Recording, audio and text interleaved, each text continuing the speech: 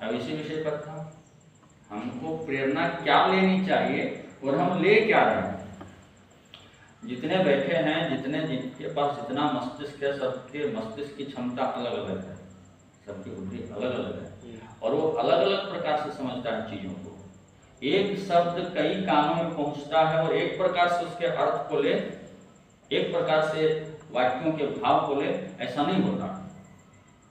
इसलिए गुरुजनों के, शिक्षक के बातों को, माता पिता के बातों को समझने का प्रयास करना चाहिए, उनकी परिस्थिति को, उनकी अवस्थिति को, उनके विचार के परिदृश्य में चीजों को समझने का प्रयास करना चाहिए। जैसे एक और उदाहरण आपको मैंने दिया था, अभी बहाने कह रहे कि नहीं सुने, आप कह रहे हैं कि आप ही कह रहे हैं सुने, फिर से मैं सुना देता हूँ। एक प्रयोग किया, शराबी थे तो शराब शरीर के लिए हानिकारक है, सब जानता है। तो ये चीज प्रयोग करके दिखाना था डॉक्टर को, और कई वहां शराबियों को बुलाया गया, हॉल में शराबी बैठे और प्रयोग क्या किया।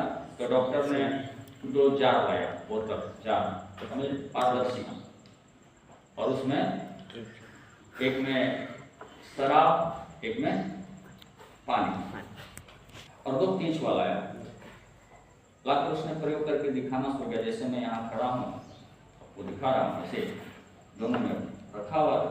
अब एक में केंचुआ को उसने पकड़ा, जो डॉक्टर वाला उपकरण होता है उससे पकड़ा, और पानी वाले जार में डाल दिया।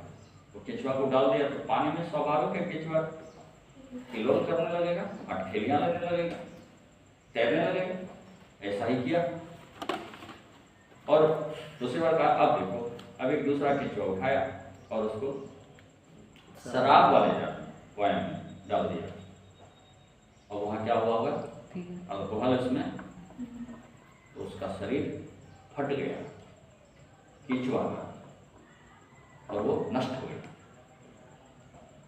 प्रयोग दिखा दिया, जितने लोग थे सबने देखा, और इतना दिखाने के बाद डॉक्टर ने पूछा, वहां जो सभा में बैठे थे शराबियों से हॉल में, उनका कहा कि देख तो लिया, पानी में जब डाला एक केंचुआ, तो देखो कैसा तैर रहा है, और शराब में डाला तो केंचुआ खंड खंड हो गया, उसका शरीर पिघल गया, फट गया। तो क्या समझा, एक शराबी उठा और बोला, सर शराब पीने से पेट में केंचुआ नहीं होगा।